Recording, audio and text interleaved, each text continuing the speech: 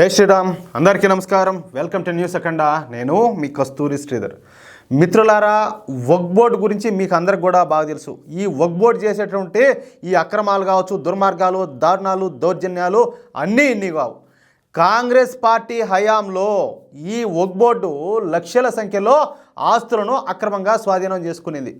ఇటు హిందువుల ఆస్తులను, అటు ప్రభుత్వ ఆస్తులను స్వాధీనం చేసుకొని ప్రపంచంలోనే అత్యంత ధనిక బోర్డుగా ఈ వక్ఫ్ బోర్డు అయితే రూపాంతరం చెందింది. ఈ వక్ఫ్ బోర్డు ఆస్తుల సంఖ్య ఎంతనో తెలిసిన 8 లక్షలు. అంటే 8 లక్షల రూపాయలు కాదు, 8 లక్షల సంఖ్య అనమాట. అది అంటే ఇక్కడ ఒకటి అక్కడ ఒకటి ఆ మార్గన్నట్టు 8 లక్షలు పైమాటే. అంటే ఈ వక్ఫ్ బోర్డుకు చెందినటువంటి ఈ 8 లక్షల ఆస్తులు అమ్మితే వచ్చే డబ్బు మన దేశ బడ్జెట్ కన్నా ఎక్కువగా ఉంటుంది. అన్ని ఆస్తులు ఇప్పుడు వక్ఫ్ బోర్డు చేతులు అయితే ఉన్నాయి. పైగా 2013లో కాంగ్రెస్ పార్టీ ఈ వక్ఫ్ బోర్డుకు అపరిమితమైనటువంటి అధికారాలను కట్టబెట్టింది. పార్లమెంట్లో రాజ్యాంగ సవరణ చేసి మరి ఈ వక్ఫ్ బోర్డుకు విశేషమైనటువంటి అధికారాలను కట్టబెట్టినారు. నేను ఒక మాట చెప్తా. మన దేశాన్ని మత ప్రాతిపదికన విభజించింది ఎవరు? సరే, మన దేశానికి దొడ్డిదారిన మొట్టమొదటిసారిగా ప్రధానమంత్రి అయ్యింది ఎవరు? సర్దార్ వల్లభాయ్ పటేల్ కావాల్సింది దొడ్డిదారిన ప్రధానమంత్రి అయి కూర్చునింది ఎవరు? సరే, మన దేశంలో ఎమర్జెన్సీ విధించింది ఎవరు? ఈ వక్ఫ్ బోర్డుకు కారకులు ఎవరు? వక్ఫ్ బోర్డు అయితే నేను గతంలో కూడా ఒక వీడియోలో చెప్పా, నాయనా ఇది మనకు స్వాతంత్రం రాకముందే బ్రిటిషర్లు ఉన్నప్పుడే ఇది ఏర్పడింది, కానీ అప్పుడు దానికి ఎటువంటి కోరలు లేవు.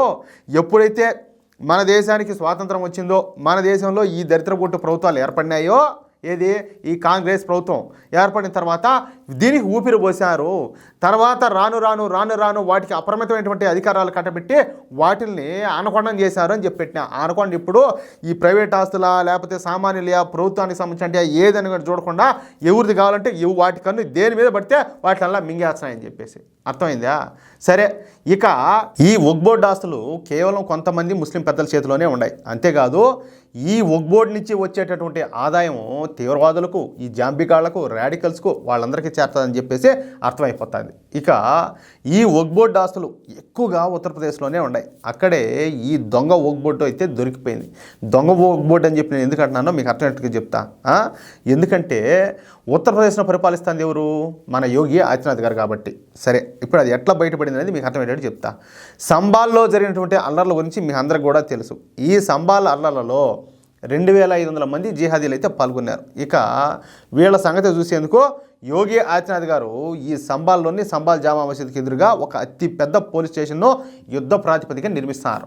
ఇదేమి సాదాసీదా పోలీస్ స్టేషన్ కాదు, దీన్ని ఒక ఆర్మీ బేస్ లాగా నిర్మిస్తారు. అంటే ఇక్కడ ఒకేసారి 500 మంది పోలీసులు ఉండేటట్టు ఈ పోలీస్ స్టేషన్ నిర్మాణం అయితే జరుగుతుంది. ఇది కనుక పూర్తయితే ఇక సంబాల్లో ఉన్నటువంటి జిహాదీలకు మోతం మోగిపోవడం ఖాయం.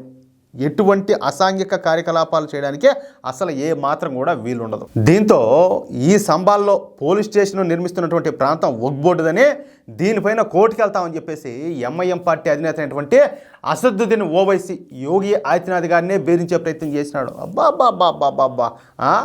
అదేవిధంగా కుంభమేళాలోని సగం ప్రాంతం తమదేనని చెప్పేసి, అది వక్ఫ్ బోర్డుకు సంబంధించిన భూములని చెప్పేసి ఉత్తరప్రదేశ్లో ఉన్నటువంటి ముస్లిం మత పెద్దలు కూడా యోగి ఆదిత్యనాథ్ గారిని బెదిరించే ప్రయత్నం చేశారు. ఇంకెందుకు దేశమే మీదని చెప్పండి, అది ఆడమాది ఏడమాది అనే దానికంటే మీ నాయన గారు వాళ్ళ నాయన గారు సంపాదించి తీసుకొచ్చి పెట్టారు కదా కొన్ని అన్నీ ఏడా, ఇంకంతా ఎందుకు దేశమే మీదని చెప్పండి. ఒకటే మాట చెప్తున్నా, ఆ రోజు భారతదేశం 2 ముక్కలైంది వచ్చేసి మత ప్రాతిపదికన. అంటే న్యాయబద్ధంగా రావాల్సింది ఇచ్చేశారు పాకిస్తాన్ అని చెప్పి, ఓకేనా? ఇంకా ఏదైనా మీకు ఏదైనా ఉండాలి ఏదైనా అని అనుకుంటే అది పాకిస్తానే. మీకు ఏదైనా కాలం ఉంటే మీరు పాకిస్తాన్కి పోవచ్చు, పాకిస్తాన్ ఉండొచ్చు నిరభ్యంతరంగా. ఏడ మీకంటూ ఏమి లేదు. అర్థమవుతుందా? ఆ రోజు పెద్ద మనసు చేసుకొని, లేదు మత ప్రాతిపదికన మన దేశం విడిపోయినా కూడా ఎవరైనా ఇష్టం ఉండేవాళ్ళు ఉండొచ్చు అని చెప్పి అంటేనే ఇక్కడ అందరూ కూడా బతారు. నేను చెప్పేది మీకు క్లారిటీగా అర్థమవుతుంది అని చెప్పి నాకు తెలుసు. ఎందుకంటే కొన్ని పరిమితులు ఉంటాయి కాబట్టి యూట్యూబ్లో నేను అన్ని నోరు తెరిచి మాట్లాడలేకుండా, అది మ్యాటర్ అయితే. కాబట్టి మీకు ఏదైనా ఉండాలి మీకు సంబంధించిందంటే అది పాకిస్తానే, మీకు కావాలంటే అడిగిపోవచ్చు. మీకు సంబంధించినటువంటి సెంటు భూమి కూడా ఎడేం లేదు. అర్థమైందా? అది మ్యాటర్ అయితే. సరే, ఇక ఈ విధంగా వీళ్ళు ఇలా బెదిరిస్తూ ఉంటే మన యోగి ఆదిత్యనాథ్ గారు ఊరుకుంటాడా? అసలు ఏమాత్రం కూడా ఊరుకోడు. నెక్స్ట్ లెవెల్లో ఉంటుంది మ్యాటర్ కౌంటర్. అందుకే ఉత్తరప్రదేశ్లో ఉన్నటువంటి మొత్తం వక్ఫ్ బోర్డు ఆస్తుల మీద విచారణ చేయమని చెప్పేసి 700 మంది అధికారులతో కూడిన ఒక సిట్ను ఏర్పాటు చేశారు. ఇక వెంటనే ఈ సిట్ తన పనిని అయితే ప్రారంభించింది. ఈ సిట్ మొదటగా కాన్పూర్ నగరం పైన దృష్టి పెట్టిందియా. ఈ కాన్పూర్ అనేది ఉత్తరప్రదేశ్లోని అతిపెద్ద నగరాల్లో రెండవది. భారతదేశంలోని అత్యధిక జనాభా కలిగినటువంటి ప్రాంతాల్లో 12వ స్థానం కలిగినటువంటి నగరం. ఈ నగరం పారిశ్రామికంగా అభివృద్ధి చెందిందనమాట. కాన్పూర్ నగరానికి ఆ పేరు కర్ణుని పేరు మీద వచ్చిందని చెప్పారనమాట. ఇక ఈ ఒక్క కాన్పూర్ నగరంలోనే వక్ఫ్ బోర్డుకు 1670 ఆస్తులు ఉన్నాయంట. ఎన్ని? 1670. దీంతో ఈ 1670 ఈ వక్ఫ్ బోర్డు ఆస్తులపైన ఉత్తరప్రదేశ్ అధికారులు అయితే దృష్టి సారించారు. అంతే, అక్కడ షాక్ అయిపోయేటటువంటి కొన్ని విషయాలు వెళ్ళేకి వచ్చాయి. అవి ఏంటి అంటే, ఈ వక్ఫ్ బోర్డు తమగా చెబుతున్నటువంటి ఈ 1670 ఆస్తులలో నేరుగా ప్రభుత్వానికి సంబంధించిన ఆస్తులే 548 ఉన్నాయంట. ఎన్ని? 1670లో 548 ఆస్తులు ప్రభుత్వానికి సంబంధించినట్టే. ఇంకా ఏంటంటే, ఒక్క కాన్పూర్ నగరంలోనే ఈ వక్ఫ్ బోర్డు 548 ప్రభుత్వ ఆస్తులను కబ్జా చేసుకుందనమాట. ఇక మిగతా ఆస్తులకు సంబంధించి కూడా సరైన పత్రాలు లేవంట. ఆఖరికి ఈ కాన్పూర్లో ఉన్నటువంటి అతి పెద్ద జామా మసీదు కూడా మన ప్రభుత్వ స్థలంలోనే నిర్మించుకున్నారు. ఇప్పుడు ఈ విషయాలన్నింటిని కూడా ఈ సిట్ అయితే బయటపెట్టింది. ఇందుకు సంబంధించినటువంటి పూర్తి డాక్యుమెంటరీను అలాగే ఆధారాలతో 70 ఫైల్స్ తయారు చేశారు ఈ సిట్కి సంబంధించినటువంటి అధికారులు. ఇక యోగి ఆదిత్యనాథ్ గారు ఈ విషయం పైన ఎలాంటి చర్యలు తీసుకుంటారో చూడాలా. మొత్తానికైతే బ్యాండ్ మేళం మోగిపోతుంది. మ్యాటర్ అయితే మామూలుగా ఉండదు. ఎవరు తీసుకునే గుంతలోనే ఓళ్ళే పడినట్టు మ్యాటర్ అయితే మామూలుగా ఉండదుయా. లేకపోతే అద్దో మాది అంటారు, ఇది మాది అంటారు. ఏది బట్టే మీది అంటే ఇంకా మాదేం గోసిన అది ఎడా. ఇంకా మేము ఏ దేశానికి పోవాలా? మేము ఏ దేశానికి పోయి బతకాలా? అడిగి ఏ ఖండానికి బొమ్మంటారు, ఏ దేశానికి బొమ్మంటారు? మమ్మల్ని బతకనేరా? హిందువులకు బతికేదానికి హక్కు లేదా భారతదేశంలో? ఏం మాట్లాడతారంటాలే. ఖచ్చితంగా యోగి ఆదిత్యనాథ్ చర్యలు మాత్రం మామూలుగా ఉండవు, అత్యంత కఠినంగా ఉంటాయి. ఆ విషయంలో మరొక ప్రశ్న వాటి కోసం అయితే నేను ఎదురు చూస్తూ ఉంటాను, ఆయన ఎటువంటి యాక్షన్ తీసుకుంటాడనే దానికోసం. లేకపోతే ఏందినైనా ఈ తమాషాల్లో, ఏందినైనా ఈ నాటకాలు, ఏంది ఇదంతా అని అంటాలే. ఇక రాను కబ్జా చేసి పారదబ్బండి, దేశాన్ని కబ్జా చేసి పారదబ్బండి. మేము గోసిపాత్ర కూడా తీసుకొని మీ భుజాన్ని వేసుకొని పోతాం, మా పాటికి మేము ఏడన్నా సరేనా? అప్పుడు మీకు ప్రాణం బాగా తృప్తిగా ఉంటుంది కదా. ఏందిరా స్వామి ఇదంతాను.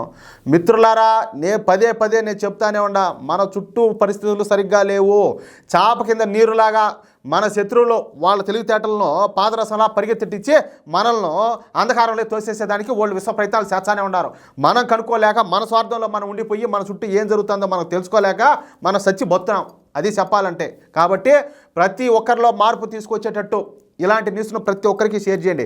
నేను గతంలో కూడా చెప్పిన, నేతాజీ సుభాష్ చంద్రబోస్ మీ రక్తాన్ని ఇవ్వండి, నేను మీకు స్వేచ్ఛనిస్తానన్నాడు. నేను మీ రక్తాన్ని అడగడంలే. ప్రతి ఒక్కరిలో మార్పు తీసుకురావడం కోసం మన న్యూస్ను ప్రతి ఒక్కరికి షేర్ చేయండి. అదేవిధంగా మీ యొక్క అమూల్యమైన అభిప్రాయాలను ఖచ్చితంగా కామెంట్ చేయండి. ఇలాంటి మరెన్నో న్యూస్ను ఎప్పటికప్పుడు మీరు తెలుసుకోవడం కోసం ఖచ్చితంగా మన ఛానల్ సబ్స్క్రైబ్ చేసుకోండి ప్లీజ్. జై శ్రీరామ్.